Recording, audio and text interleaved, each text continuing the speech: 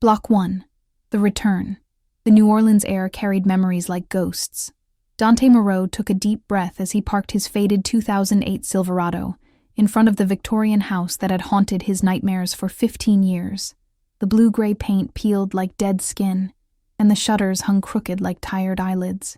The front yard had become an urban jungle, where wild banana trees competed with weeds for space in the humid twilight. Home, he thought bitterly, more like a mausoleum. His fingers drummed against the steering wheel, a nervous tic he'd developed in Iraq when the silence stretched too long. 3 combat tours had left their marks. A scar snaking from his left temple to his jaw, hands that trembled subtly when they weren't busy, and a constant hypervigilance that made every shadow seem like a threat. The doctors at the VA had fancy names for what was wrong with him, but Dante preferred simpler terms. He was broken, and some things couldn't be fixed. The front door opened, and Sage appeared on the wraparound porch. Even from 50 feet away, Dante could see how thin his younger sister had become. Her dark hair, once thick and lustrous like their mother's, now hung in limp waves around her angular face. She wore a faded Tulane University sweatshirt that looked 3 sizes too big, and her jeans had patches at the knees that spoke of long nights spent kneeling beside their mother's bed. "You gonna sit in that truck all day? Are you actually coming inside?" Sage called, her voice carrying across the humid evening air with forced lightness. But Dante could hear the exhaustion underneath, the weight of 6 months spent holding their family together while he'd been, drinking himself to sleep in a studio apartment in Metairie, telling himself he needed more time to adjust to civilian life. Dante killed the engine and stepped out, his combat boots crunching on the shell-covered driveway. The familiar sounds of the Garden District evening wrapped around him, the distant clatter of streetcars on St. Charles Avenue, the melodic chaos of competing music from different houses, the rhythmic croaking of frogs in the nearby lagoons. It should have been comforting. Instead, it felt like a noose tightening around his neck. "How is she?" he asked as he climbed the warped front steps, avoiding the third one that had always been loose. Sage's smile faltered. "Bad days and worse days. Today's somewhere in between." She studied his face, noting the new lines around his eyes, the way he unconsciously scanned the street behind him as if expecting an ambush. "You look like hell, Dante." "Feel like it too." He pulled her into a hug, surprised by how fragile she felt in his arms. When had his little sister become so breakable? "Thanks for holding down the fort while I got my shit together." "Language," she said automatically, then laughed at herself. "God, I sound like grand-mère. And you didn't get your shit together. You just finally answered my calls." "Fair point." He followed her inside, breathing in the familiar scent of the house. Magnolia candles fighting a losing battle against mold and decay, the lingering aroma of their mother's morning coffee, and underneath it all, something deeper and more organic that had always been part of the house's character. The inside looked worse than he'd expected. The hardwood floors, once polished to a mirror shined by their grandmother's obsessive care, were now warped and stained with water damage from the last hurricane.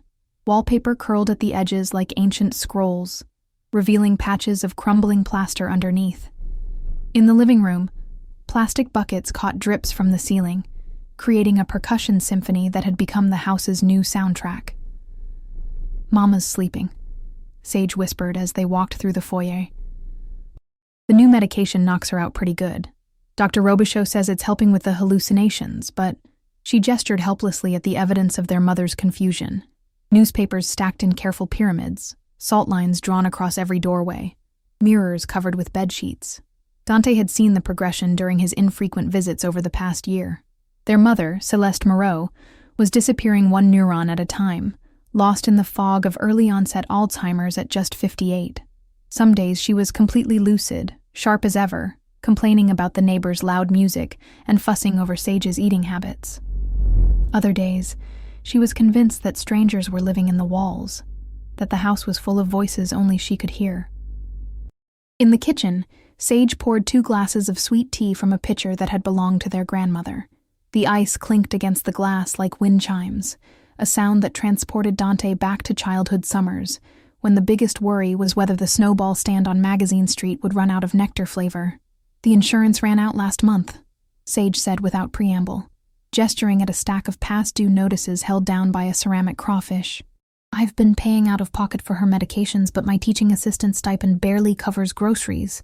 Dante studied the bills spread across the kitchen table like tarot cards predicting financial doom.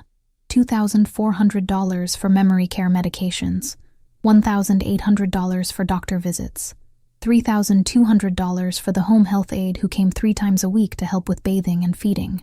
The numbers blurred together into an impossible mountain of debt that seemed to grow taller every time he looked at it. What about a loan? Or maybe we could sell some of Grandmare's antiques. Already tried. Sage's laugh held no humor. Turns out most of what we thought were family heirlooms are just old furniture. The few pieces worth anything went to pay for Mama's MRI last month. She pulled out a manila folder thick with rejection letters. As for loans, well, apparently you need something called collateral and steady income. What about the house? Could we get a second mortgage? On this place? Sage gestured around them as if the deteriorating kitchen made her point for her. Dante, look around. The foundation is sinking. The roof leaks in 4 places, and I'm pretty sure there's some kind of toxic mold growing in the walls. No bank would touch it with a 10-foot pole. They sat in silence, listening to the house settle around them. Every creak and groan seemed to whisper of decay, of time running out. Through the kitchen window, Spanish moss hung from the ancient oak tree like funeral shrouds, swaying in the evening breeze that carried the distant sound of jazz from Frenchman Street. I could fix it up, Dante said suddenly, the words tumbling out before he could think them through. The house, I mean. I've got construction experience from the Army Corps of Engineers. If I could just get it livable, maybe we could sell it for enough to— With what money? Sage interrupted. We can barely afford groceries, and you're talking about a full renovation. I've got some saved up. Not much, but enough to buy basic materials. He didn't mention that his savings consisted mostly of disability checks he'd been too depressed to spend, money that sat in his account like an accusation of his own uselessness. I could start small. Maybe renovate the basement, turn it into a rental unit. That would give us some monthly income while I work on the rest of the house. Sage raised an eyebrow. The basement? Dante, that place has been flooded more times than I can count. It's basically an underground swamp at this point. All the more reason to renovate it properly. Waterproof it, put in a sump pump, maybe add a separate entrance from the backyard. The more he talked, the more the idea took shape in his mind. It felt good to have a mission again. Something concrete to focus on instead of the shapeless anxiety that had plagued him since returning from his last deployment. Think about it. A studio apartment in the Garden District? We could charge decent rent for that. I don't know, Sage said, chewing her bottom lip. The last time anyone went down there was after Hurricane Katrina, and even then it was just to pump out the water. Grandmère always said there were things down there better left alone. Grandmère said a lot of things. Dante finished his tea and stood up, suddenly energized by the possibility of useful action. Doesn't mean they were all true. Come on, show me how bad it really is. Sage led him through the hallway to a narrow door beside the main staircase. The brass knob was green with verdigris, and it took both of them to turn it. The door opened with a prolonged screech that seemed to echo from the bowels of the house, as if they were disturbing something that had been sleeping for a very long time. A wave of musty air rushed up from the darkness below, carrying scents of mold, stagnant water, and something else. Something organic and ancient that made Dante's nose wrinkle. It reminded him of the smell of old graves he'd encountered during urban combat operations. That distinctive odor of earth that had been disturbed and then left to settle for decades. Sage fumbled for the light switch and clicked it several times before a single naked bulb flickered to life at the bottom of the wooden stairs. The weak yellow light barely penetrated the gloom, creating more shadows than it dispelled. Last I checked, there was about 6 inches of standing water down there, she warned. And God knows what kind of critters have made it their home. I heard something big moving around last week. Probably a rat. But Dante pulled out his phone's flashlight and started down the stairs, testing each step before putting his full weight on it. The wooden treads groaned ominously under his boots, and by the time he reached the bottom, he was splashing through murky water that reflected the weak light like black glass. The basement was larger than he remembered from childhood glimpses, maybe 30 feet by 20 feet, with a low ceiling supported by thick wooden beams that had probably been installed when the house was built in the 1880s. Water stains on the brick walls showed flood lines from various storms over the decades, creating a timeline of the city's complicated relationship with water.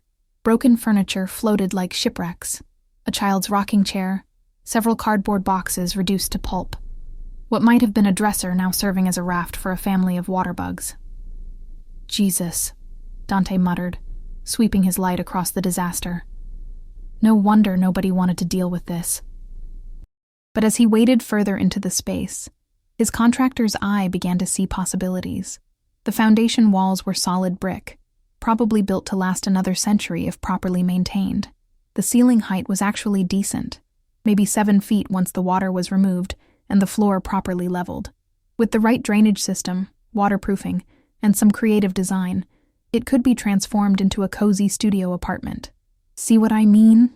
Sage called from the stairs, reluctant to descend into the murky water. "It's hopeless, Dante. We'd be better off just boarding it up and pretending it doesn't exist." "Nothing's hopeless," he replied, though his voice sounded hollow in the damp space. "It just needs work. A lot of work, but—" He stopped mid-sentence, his flashlight beam catching something odd on the far wall. Unlike the other walls, which were solid brick from floor to ceiling, this section had a different pattern. The bricks here looked newer, mortared over what appeared to be an old doorway or window opening. The mortar was a different color too, lighter, less weathered than the rest of the basement's construction. "Hey, Sage," he called. "Come down here for a second. I am not wading through that swamp water in my good shoes. Then take them off. I want you to see something." After much grumbling, Sage descended barefoot, her jeans rolled up to her knees. She joined Dante at the far wall, where he was running his hands along the newer mortar, his fingertips tracing the outline of what had once been an opening. "Look at this," he said. "These bricks are definitely newer than the rest. Maybe from the 1950s or 60s, judging by the mortar style and the way they're laid. Someone sealed up an opening here. So, maybe it was a window they didn't need anymore, or a door to a coal cellar or something. Maybe." Dante knocked on the wall with his knuckles, listening carefully. Instead of the solid thunk of brick and mortar backed by earth, they heard a hollow echo that seemed to reverberate from somewhere beyond the wall. But there's definitely space behind it. A room, maybe, or at least a significant cavity. "Dante Moreau, don't you even think about—" But he was already pulling out his multi-tool, using the pry bar attachment to chip away at the mortar between the bricks. Years of humidity and poor ventilation had weakened the joints, and chunks of mortar fell into the water with soft splashes that seemed unnaturally loud in the confined space. "This is insane," Sage protested, glancing nervously at the ceiling as if expecting their mother to appear at any moment. "What if it's structural? What if you bring the whole house down on our heads?" "It's not structural," Dante grunted, working a brick loose with the systematic efficiency he'd learned in the military. "Look at the way it's built. This was definitely added later, probably as an afterthought. See?" He held up a chunk of mortar that crumbled in his fingers. "You can see where they just plastered over the original wall surface." The first brick came free with a grinding scrape that echoed through the basement like a scream. Behind it was darkness, and a rush of air that smelled different from the basement's stagnant atmosphere. Drier, with hints of cedar and something metallic that made Dante think of old coins. "I've got a really bad feeling about this," Sage whispered, but she didn't try to stop him. Curiosity had always been her weakness, inherited from generations of Moreau women who couldn't resist poking at mysteries. Dante ignored her concerns, pulling out more bricks with increasing urgency. There was something about the hidden space that called to him, a sense of discovery that reminded him of childhood treasure hunts in this same house. Soon he had cleared a hole large enough to shine his light through. The beam revealed not another wall or a small storage space, but what looked like a room, maybe 8 feet square, with wooden shelving along the walls and a ceiling that seemed to extend back further than his light could reach. "Holy shit," he breathed. "What? What do you see?" Instead of answering, Dante continued dismantling the wall, working with the focused intensity that had gotten him through countless missions in hostile territory. Sage watched nervously, jumping at every sound from upstairs. The house's normal settling, the distant hum of traffic, the occasional drip of water from the leaking ceiling. 20 minutes later, Dante had cleared an opening large enough for a person to step through. He played his light across the hidden room, and both siblings fell silent. The space was remarkably well preserved, sealed off from the flooding that had plagued the rest of the basement for decades. Wooden shelves lined 3 walls, and they were filled with objects that seemed to absorb and reflect the flashlight beam in strange ways. Candles of various colors and sizes, some as thick as a man's arm, others thin as pencils, glass jars containing dried herbs and mysterious powders that shifted color in the moving light, wooden boxes carved with intricate symbols that seemed to writhe and dance when viewed peripherally. But it was the far wall that made Dante's breath catch in his throat.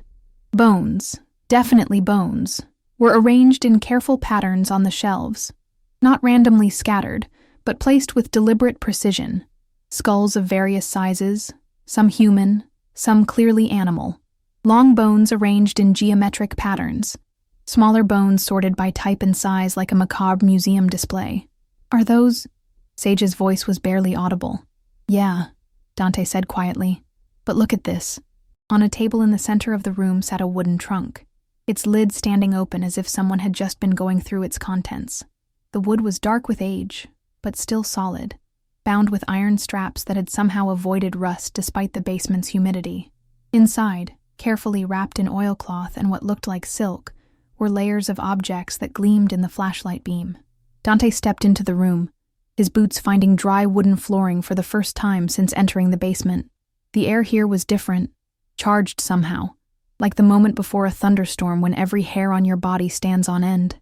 He could feel Sage behind him, her breathing quick and shallow. He lifted the top layer of cloth, and his hands began to shake. Gold, not just a little gold, enough to fill both his cupped palms.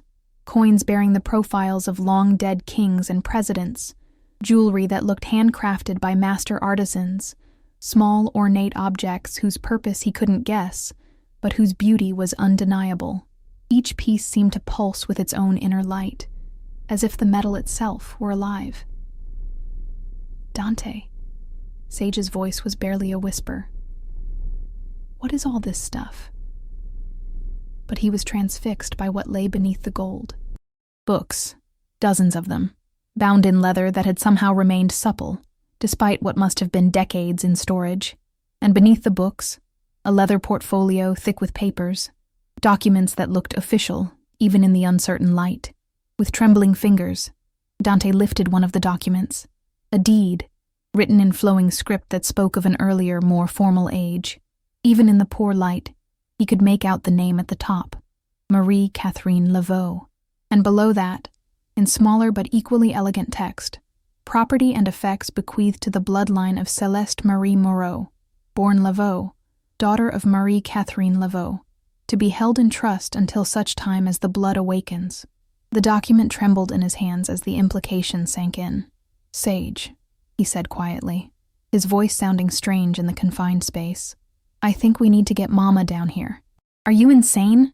She can barely make it to the bathroom on her own, much less navigate those stairs in the dark. Besides, you know how she gets around anything that reminds her of Grand-Mère's old country nonsense. Look, he handed her the deed, watching her eyes widen as she read the faded ink. According to this, our great-great-grandmother wasn't just Céleste Moreau. She was Céleste Laveau, as in Marie Laveau's family line. Sage stared at the document, then at the room full of mystical artifacts, then back at the gold gleaming in the trunk like captured starlight. This is impossible. Mama would have told us something this important. Grand-Mère would have... Would she?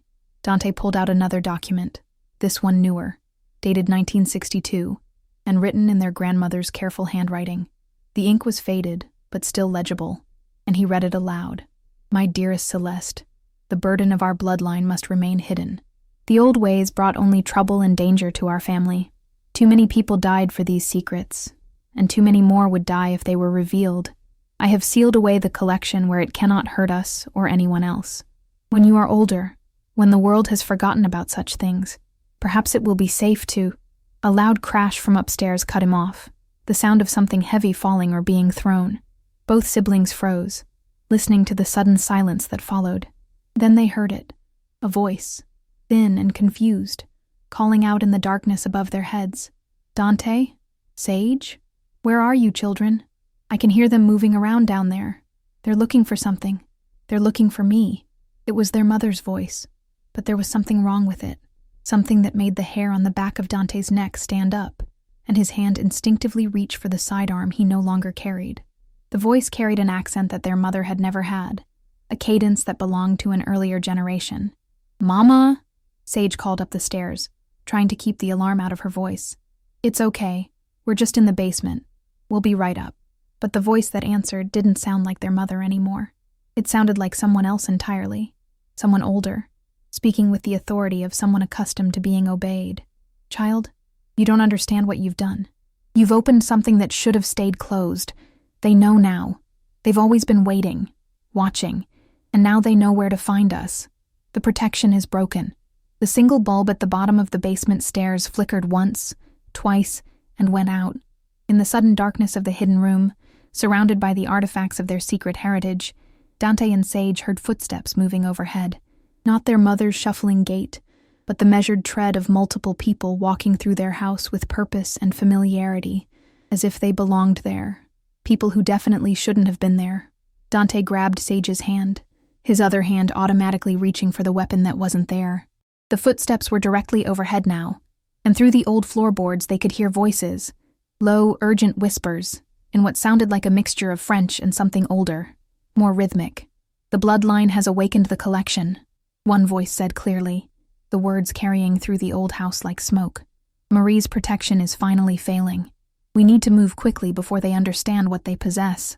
In the darkness of the hidden room, something began to glow with a soft, pulsing light.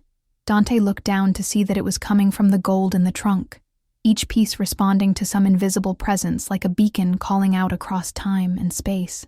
And from somewhere in the house above, their mother's voice rose in a language that neither Dante nor Sage recognized, chanting words that seemed to make the very air around them vibrate with power.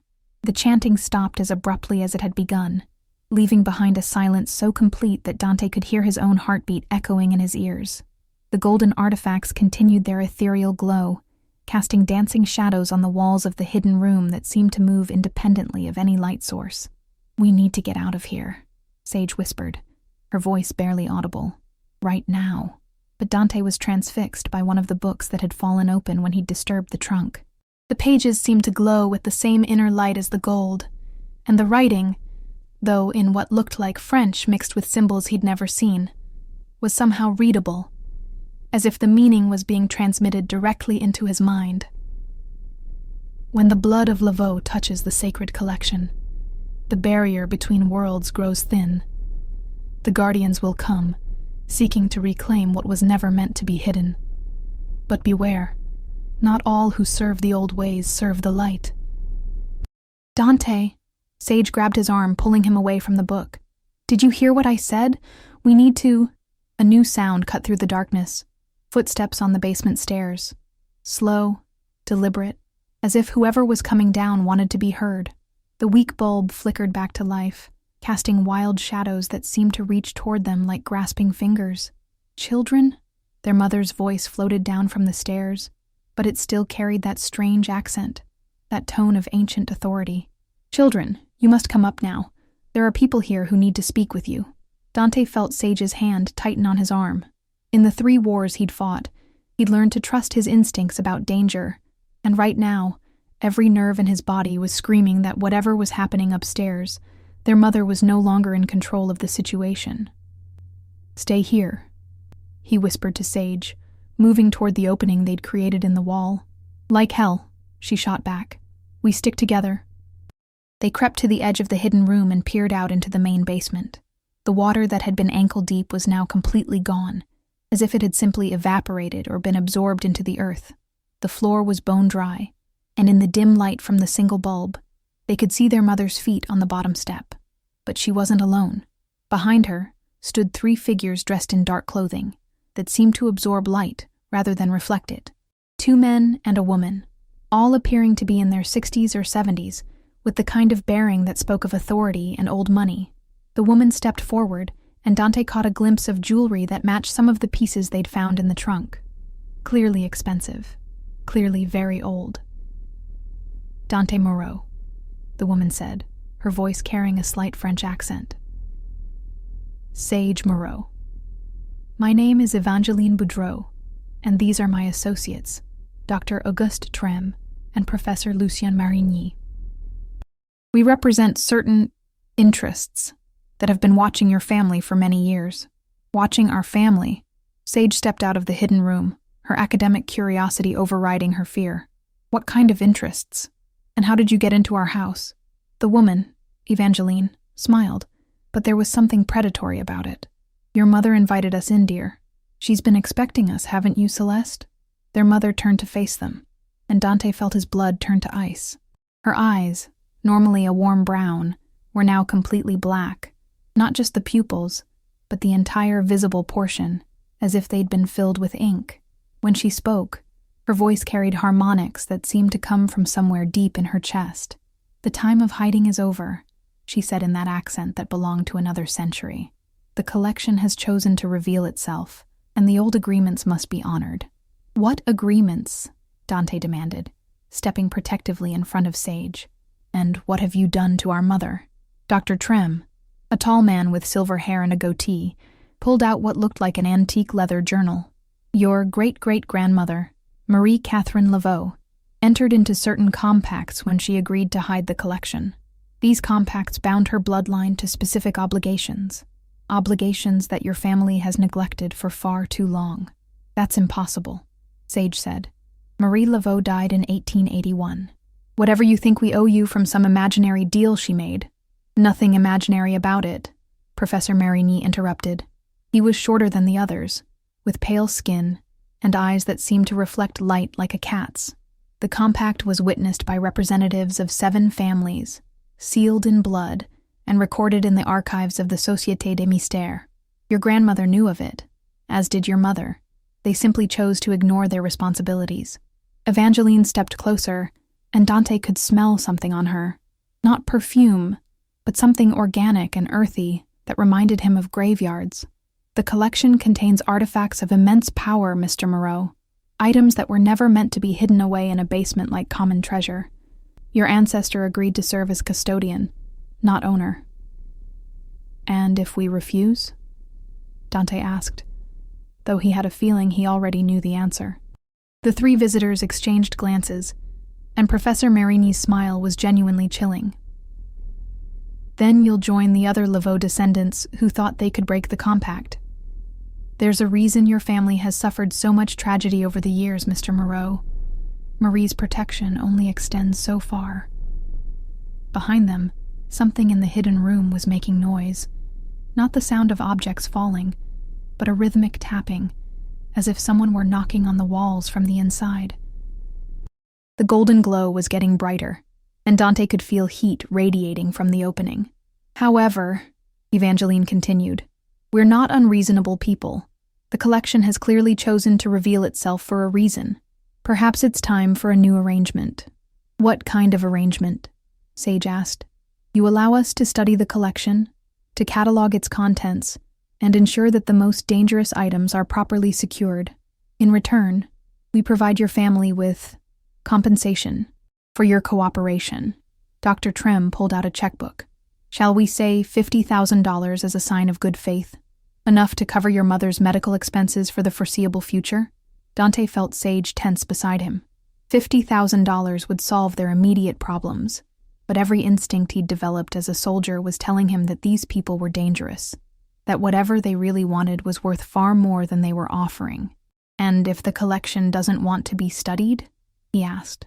The question seemed to surprise them. Professor Marigny raised an eyebrow. Doesn't want to be studied. Mr. Moreau, these are inanimate objects. Powerful ones, yes, but they don't have desires or opinions. As if in response to his words, the tapping from the hidden room grew louder, more insistent. The golden glow was now bright enough to cast shadows into the main basement, and the temperature in the room had risen at least 10 degrees. Really? Sage asked, her academic skepticism warring with the evidence of her own senses. Because it seems like they're trying to communicate something. Evangeline's composure slipped for just a moment, and Dante caught a glimpse of something like fear in her eyes. The collection sometimes responds to the presence of Laveau blood. It's nothing more than residual energy, like an echo of the power that once flowed through these items. But their mother, or whatever was speaking through their mother, let out a laugh that contained no humor. Residual energy? Is that what you tell yourselves? The collection isn't an echo, it's a doorway. And after 70 years of being sealed away, it's very eager to open. The basement lights flickered again, and this time when they came back on, there were more figures on the stairs. Shadows that seemed to move independently of any light source, shapes that weren't quite human, but weren't quite anything else either.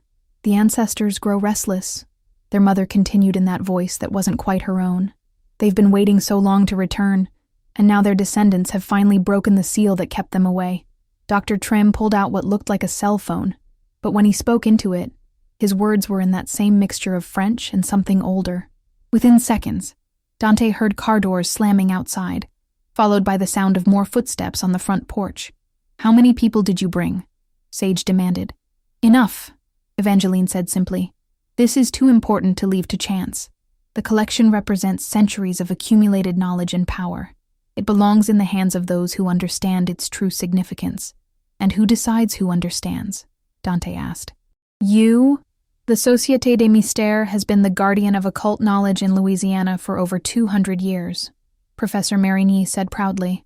"We've preserved traditions that would otherwise have been lost to time and ignorance." The tapping from the hidden room suddenly stopped, replaced by a low humming sound that seemed to come from everywhere at once.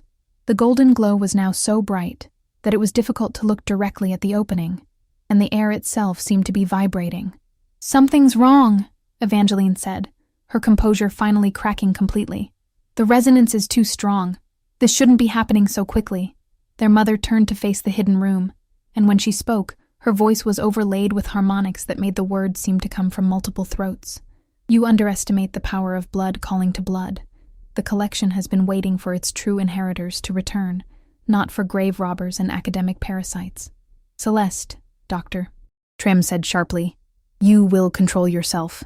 The compact, their mother interrupted, was made by a woman who thought she could protect her family by hiding from their heritage.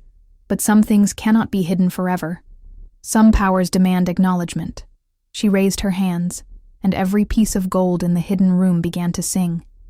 A high, clear note that seemed to resonate in Dante's bones. The shadows on the basement walls began to move, reaching toward the opening like fingers seeking warmth. "Everyone out," Evangeline ordered. "Now. This is moving too fast." But as they turned toward the stairs, they found their path blocked.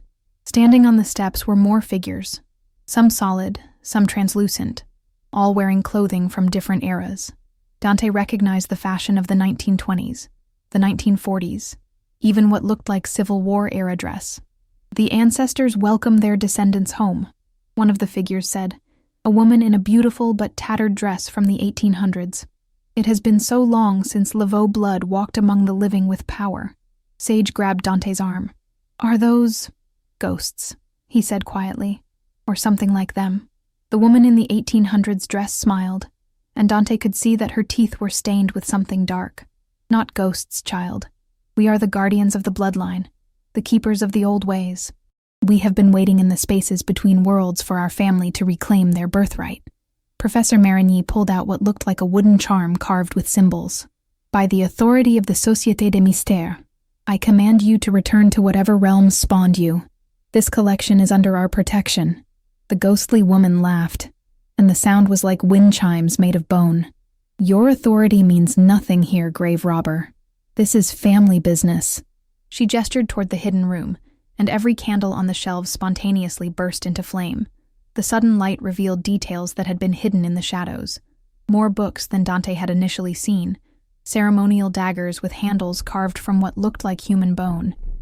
And in the very back of the room, a mirror that seemed to reflect not the basement, but someplace else entirely. Someplace where Spanish moss hung from trees that glowed with their own inner light. "The doorway is opening," their mother said, her voice now carrying a note of genuine awe. "After all these years, the way between worlds is finally clear." Through the mirror, Dante could see movement, shapes that were definitely not human, moving through a landscape that looked like New Orleans but wasn't quite right. The buildings were older, more ornate, and the sky held 3 moons instead of 1. "This is what the collection was really meant to do," the ghostly woman explained. "Not to gather dust in a basement, but to serve as a bridge between the world of the living and the realm of the ancestors. To allow the bloodline of Laveau to walk in both worlds, as was always intended." Evangeline was backing toward the stairs, but the ghostly figures blocked her path. "This is forbidden," she said. The barriers between worlds exist for a reason. If you open this doorway fully, then our family will finally be whole again, their mother finished. The living and the dead, united as we were always meant to be. The humming sound was getting louder, and Dante could feel it in his chest now, a vibration that seemed to be syncing with his heartbeat. Beside him, Sage was staring at the mirror with wide eyes. "Dante," she whispered, "I think I can understand what they're saying. The writing in the books, the words the ancestors are speaking. It's like I've always known this language." He looked at her and saw that her eyes were beginning to change, not black like their mother's, but flecked with gold that seemed to swirl and dance. "Sage, I can feel them," she said softly. "All of them. Every Laveau woman who ever lived. Every generation that carried the power. They're all here, waiting for us to join them." The mirror was expanding, or perhaps the room beyond it was growing closer. Either way, Dante could now clearly see the other New Orleans, the one where their ancestors waited with outstretched hands and smiles that promised power beyond imagination. But he could also see what lurked in the shadows of that other world, things with too many teeth and eyes that burned like stars, creatures that watched the approaching reunion with obvious hunger. "Sage," he said urgently, "I don't think we should—" His words were cut off by a sound like thunder, but deeper, more primal. The entire house shook, and plaster rained down from the basement ceiling. Through the floorboards above, they could hear car alarms going off in the street, and in the distance, church bells were ringing though it was well past midnight. "The convergence begins," the ghostly woman announced. "Welcome home, children of Laveau. Welcome to your inheritance." And as the mirror expanded to fill the entire back wall of the hidden room, Dante realized that whether they wanted it or not, their family was about to discover exactly what it meant to be descendants of the most powerful voodoo queen in New Orleans history. The mirror's surface rippled like water, and through it stepped a figure that made everyone in the basement, living and dead, fall silent. She was tall and regal, with skin the color of café au lait and hair braided with gold threads that caught the supernatural light. Her dress was from the 1800s, but looked as if it had been tailored yesterday, and around her neck hung jewelry that perfectly matched the pieces in the trunk. "Marie," their mother whispered, and for the first time since this nightmare began, Celeste's voice sounded like herself again. Marie Catherine Laveau, for there was no doubt who this was, stepped into the basement with the bearing of a queen returning to her kingdom. The members of the Société des Mystères immediately dropped to one knee, but she paid them no attention. Her dark eyes, flecked with the same gold that was beginning to appear in Sage's, focused on Dante and his sister. "My children," she said, and her voice carried the music of old New Orleans, French, Spanish, African, and something older still. "You have done well to break the seal. 70 years is far too long for a family to be separated from its power." "This is impossible," Dr. Trem said from his kneeling position. "The records clearly state that Marie Laveau died in 1881. What we're seeing is some kind of manifestation, a projection of stored energy." Marie turned to look at him, and the temperature in the basement dropped 20 degrees. "Auguste Trem, your great-grandfather owed me 17 favors when I crossed over. You've inherited that debt, and the interest has been accumulating." The professor went pale and said nothing else. Sage stepped forward, her academic mind warring with the impossible evidence before her eyes. "If you're really Marie Laveau, then explain the compact these people keep talking about. What agreement did you make?" Marie's smile was both proud and sad, direct. "I like that. You have your ancestors' spine, child." She gestured to the ghostly figures still crowding the stairs. "When I felt death approaching, I was faced with a choice. I could allow my knowledge and power to die with me, or I could find a way to preserve it for future generations." She walked to the trunk and picked up one of the golden artifacts, a serpent bracelet that began to move and coil around her wrist as if alive. "The Société approached me with an offer. They would help me create a preserve between worlds, a place where my spirit and those of my allies could wait until my bloodline was strong enough to inherit the full power of the Laveau tradition." "In exchange for what?" Dante asked, though he was beginning to suspect he didn't want to know the answer. "In exchange," Evangeline said, rising from her kneeling position, "for the right to study and catalog the collection. To ensure that the most dangerous artifacts were properly contained, and that the knowledge they represented could be preserved for scholarly purposes. Marie laughed, and the sound was like silver bells mixed with distant thunder. Such pretty words for such ugly intentions. Tell them the truth, Evangeline. Tell them what you really wanted. The woman's composed mask finally slipped completely. The power, she admitted. The ability to walk between worlds, to command spirits, to see the threads that connect all living things. The Société has spent centuries trying to understand the source of your abilities, Marie.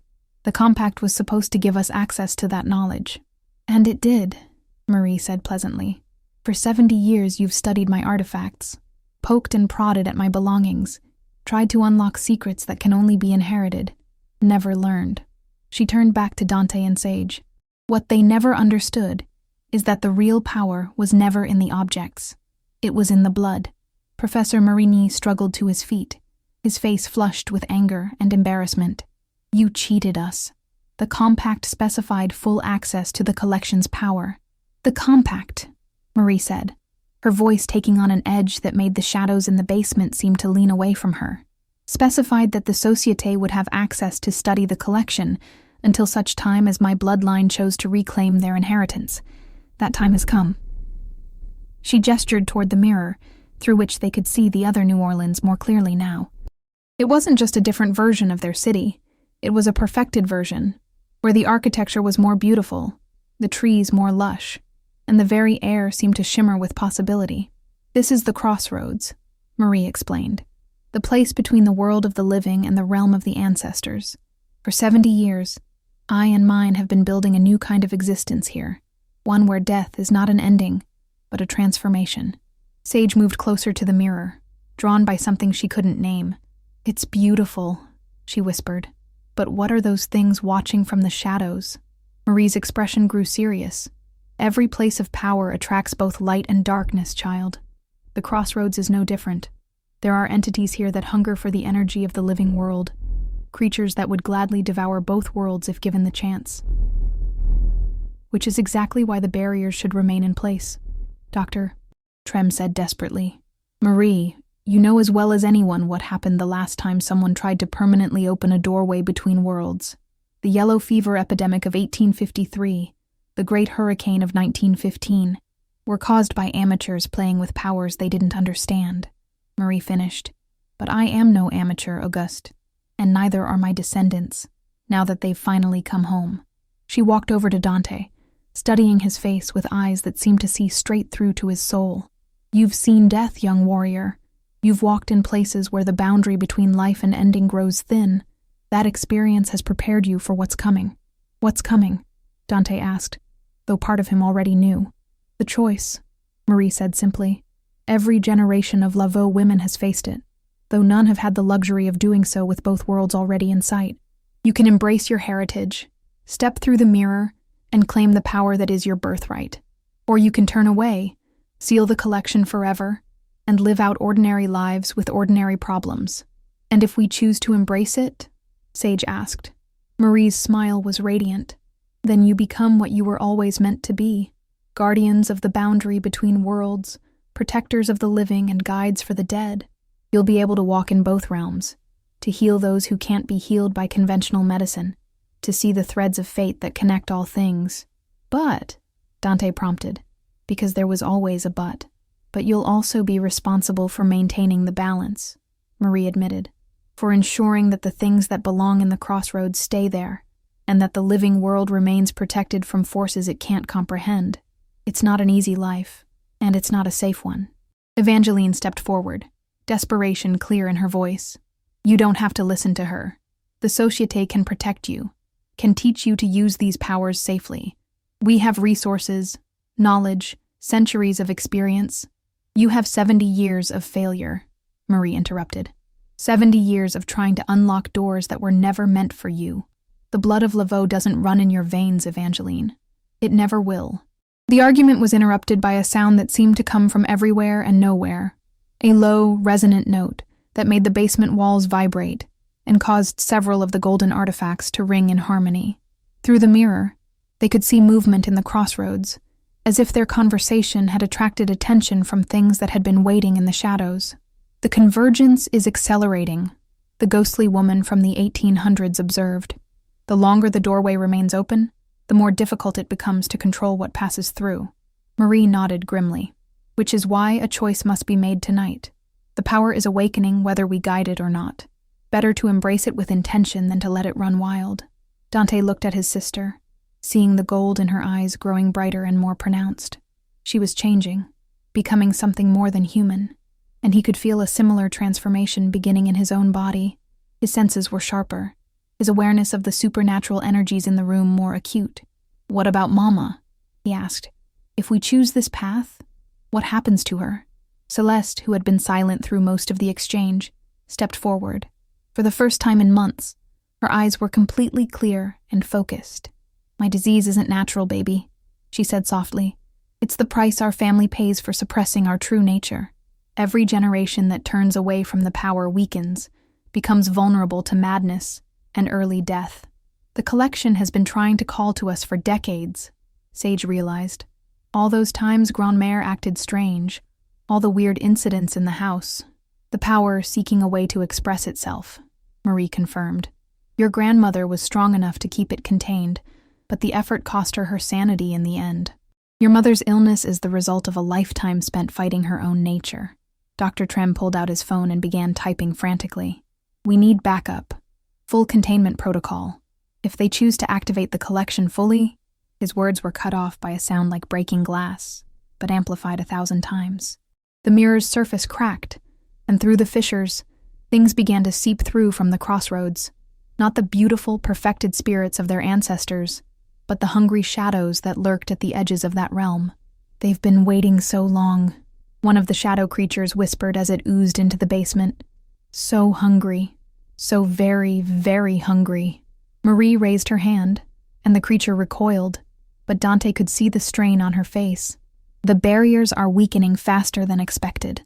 Children, you must choose now.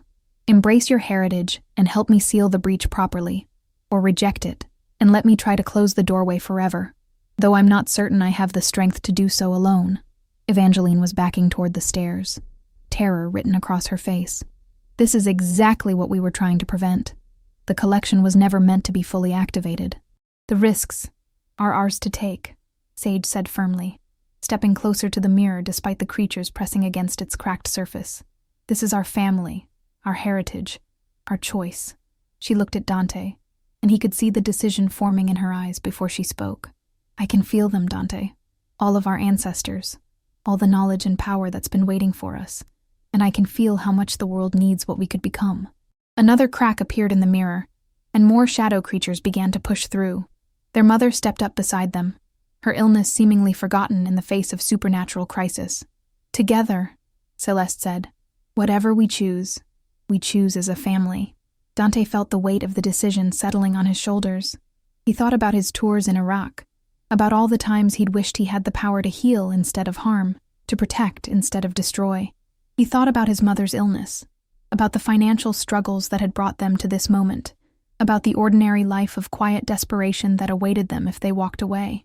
Then he looked at the shadow creatures pressing against the weakening barrier, at the members of the Société who had been willing to exploit his family's heritage for their own gain, at the ancestors who had sacrificed so much to preserve the possibility of this moment. "What do we need to do?" he asked. Marie's smile was radiant with pride and relief. "Take my hands," she said, extending her arms toward both siblings. "Let the blood of Laveau flow as it was meant to flow. Accept the responsibility and the power both." As Dante and Sage reached for their ancestors' hands, they could hear Evangeline shouting orders into her phone, Dr. Trem chanting what sounded like protective spells, and Professor Marigny cursing in multiple languages. But all of that faded into background noise as Marie's fingers touched theirs, and the real transformation began. Power flooded through Dante's body like lightning made liquid, burning away the accumulated damage of war and depression and fear. He could feel his senses expanding, his awareness stretching beyond the confines of his physical form. Through his new perception, he could see the threads that connected all living things, could feel the pulse of life energy that flowed through every creature in New Orleans. Beside him, Sage gasped as knowledge flooded her mind. Not just the contents of the books in the collection, but the memories and experiences of every Lavo woman who had come before. Centuries of accumulated wisdom, power, and responsibility settled into her consciousness, like pieces of a puzzle finally finding their proper places. And their mother, Celeste's illness simply evaporated, replaced by a vitality and clarity that made her look 20 years younger. The madness that had been eating away at her mind was revealed for what it really was: the power of their bloodline trying to express itself despite a lifetime of suppression. "Now," Marie said, her voice carrying new harmonics that seemed to resonate with the very structure of reality, "let us properly seal the breach and establish the new boundaries." Together, the 4 women of the Laveau bloodline raised their joined hands toward the cracked mirror.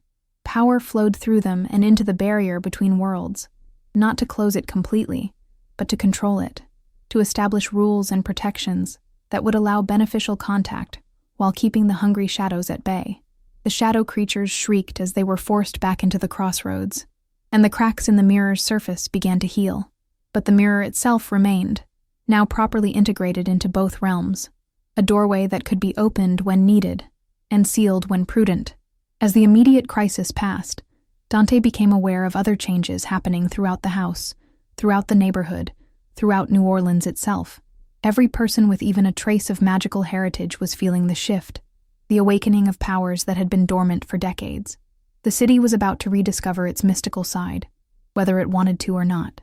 And standing in the basement of their renovated Victorian house, surrounded by the artifacts of their heritage and the approving spirits of their ancestors, Dante realized that his life as an ordinary veteran was over. His new life as a guardian of the supernatural heart of New Orleans was just beginning. 3 hours later, Dante stood on the front porch of their house, watching the chaos unfold in the Garden District. Every streetlight for 6 blocks was flickering in perfect synchronization, and he could see the unmistakable glow of supernatural energy emanating from at least a dozen houses in their immediate neighborhood. In the distance, church bells were ringing continuously, though no human hands were pulling the ropes. "The awakening is spreading faster than we anticipated," Marie said, appearing beside him with that unsettling way spirits had of moving without making a sound. She was more translucent now than she had been in the basement, her energy focused on maintaining the delicate balance between the 2 worlds. "Is that bad?" Dante asked, though he could already feel the answer through his enhanced senses. The city's supernatural energy was like a symphony playing out of tune, with too many instruments joining in without understanding the rhythm. Not bad, necessarily, but chaotic. Every person in New Orleans with even a trace of magical heritage is feeling the power you've unleashed. Most don't know what they're experiencing or how to control it.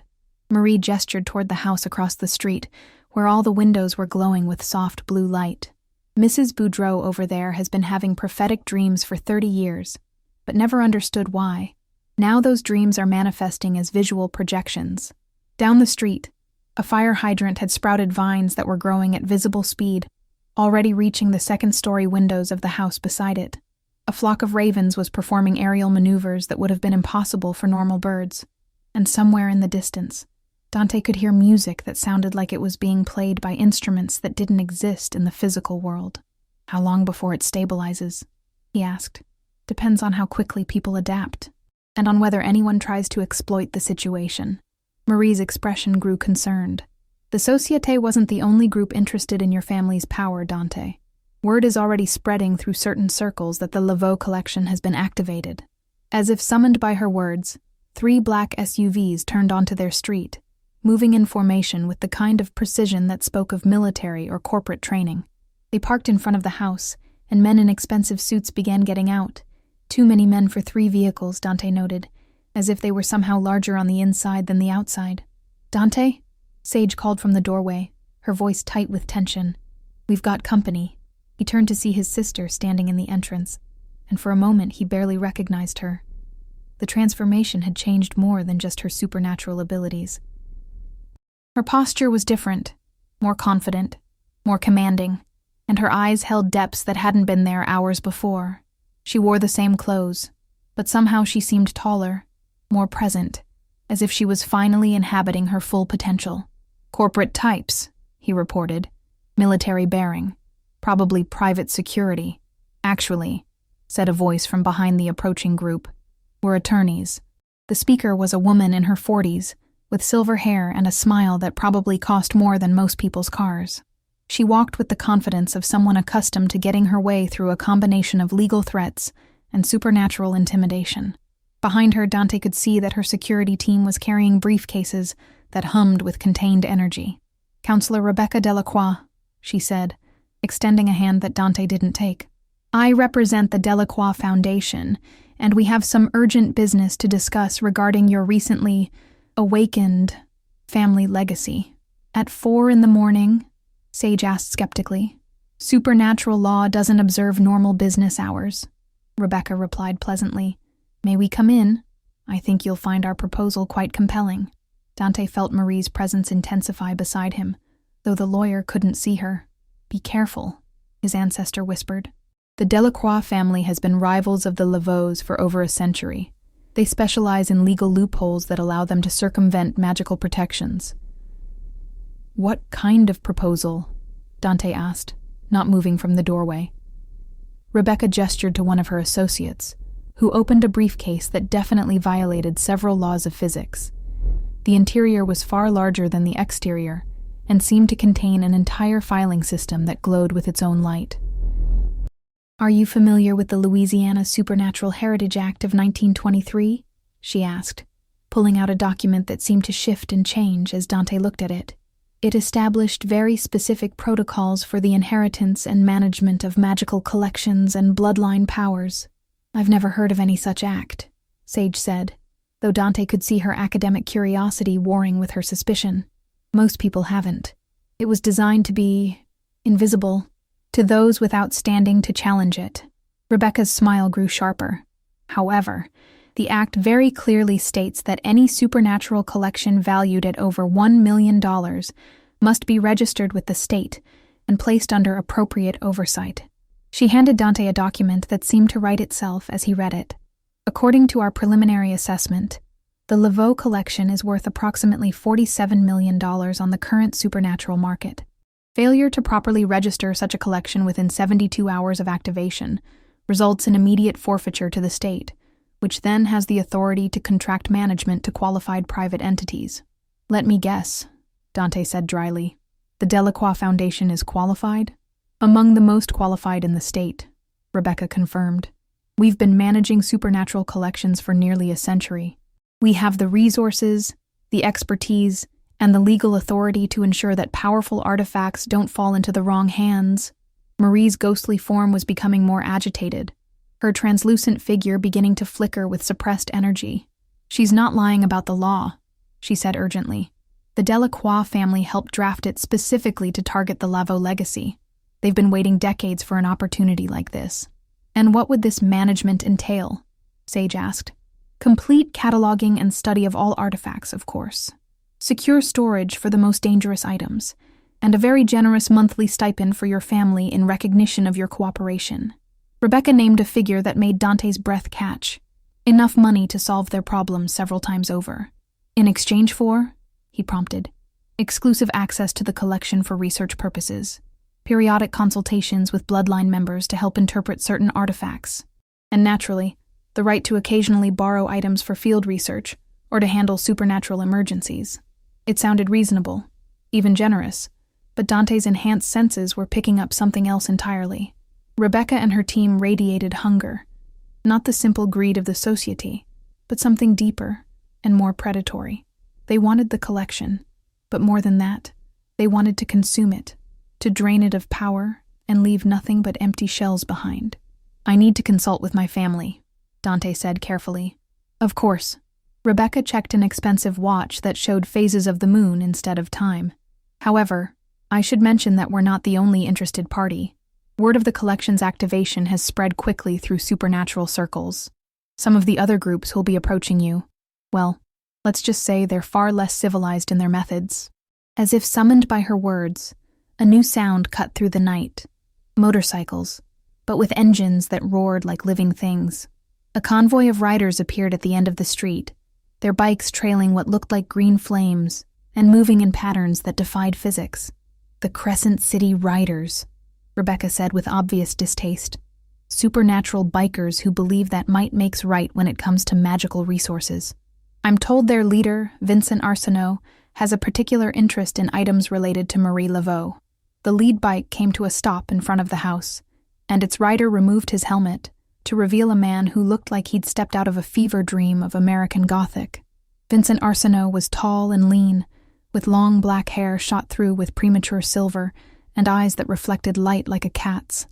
His leather jacket was covered in symbols that seemed to move and shift when viewed directly, and the bike beneath him was definitely not entirely mechanical. Well, Vincent called out, his voice carrying a slight Cajun accent. If it isn't Rebecca Delacroix, circling like a vulture already. The collection's been active for less than 6 hours and you're already here with your contracts and your threats. Mr. Arsenault, Rebecca said coldly. I wasn't aware that supernatural highway robbery was considered a legitimate business practice these days. Vincent laughed, and the sound made several car alarms go off in sequence. Highway robbery? Lady, I'm here to make an honest offer to honest people, unlike some folks who hide behind legal loopholes and corporate intimidation. He dismounted from his bike and walked toward the porch with the kind of easy confidence that came from never having met a problem he couldn't solve with direct action. Up close, Dante could see that the symbols on his jacket weren't just decorative. They were functional, protective wards that would have stopped most supernatural attacks cold. Dante Moreau, Vincent said, extending a hand that Dante found himself shaking despite his better judgment. Vincent Arsenault. I knew your grandmother. Did you now? Sage asked skeptically. Helped her seal the collection back into '62 as a matter of fact. I was just a kid then, but my grandpère was part of the ritual. Vincent's expression grew serious. She was a good woman, trying to protect her family from forces she didn't fully understand. But she always knew this day would come. And what exactly are you offering? Dante asked. Protection, Vincent said simply. The collection's activation has sent ripples through every supernatural community from here to Memphis. Some of those communities aren't as civilized as Miss Delacroix here would have you believe. The riders have been guardians of Louisiana's magical heritage for 4 generations. We know how to keep your family safe while you learn to use your new abilities. For a price, I'm sure, Rebecca interjected. For the chance to study alongside the Laveau bloodline, Vincent corrected. To learn from the masters instead of trying to steal from them. There's a difference. Dante felt Marie's presence intensify again, but this time she seemed less agitated. Vincent's grandpère was one of the few people your grandmother trusted completely, she said. The Arsenault family has always honored the old agreements. Before anyone could respond, a new presence made itself known. The temperature on the porch dropped 20 degrees in a matter of seconds, and shadows began to gather in corners where no shadows should exist. When the figure stepped out of the darkness between streetlights, it was clear that they were dealing with something that wasn't entirely human. How touching, the newcomer said in a voice like silk over razor blades. A regular supernatural conference, and nobody thought to invite the council. The figure was tall and elegant, wearing a suit that looked like it had been cut from midnight itself. Their features were aristocratically beautiful but wrong somehow, as if they'd been designed by someone who understood the concept of human beauty, but had never actually seen a human face. Councillor Moravec, Rebecca said, and for the first time since her arrival, she sounded genuinely nervous. The council has no jurisdiction here. This is a domestic magical heritage matter. The council has jurisdiction wherever the barriers between worlds are compromised, Moravec replied pleasantly, and the activation of the Laveau collection has created ripples that extend far beyond your little domestic squabbles. They turned to look directly at Dante, and he felt those inhuman eyes boring into his soul. The council has been monitoring your family's situation with great interest, Mr. Moreau. We're prepared to offer you something that neither the Delacroix Foundation nor the Crescent City Riders can provide. Which is? Sage asked, though her voice was carefully controlled. Answers, Moravec said simply. Complete knowledge of what you've inherited, what it can do, and what the consequences of using it might be. The Council's archives contain detailed records of every supernatural bloodline that has ever existed. We can teach you to master your abilities safely, without the unfortunate side effects that have plagued previous generations of your family. In exchange for? Dante asked, though he was beginning to see a pattern. Service, Moravec said. When the Council has need of operatives with your particular skills, you would be expected to respond. Nothing onerous, Nothing that would compromise your principles, simply the occasional consultation or field assignment. Vincent laughed, but there was no humor in it. Field assignment. That's a nice way of saying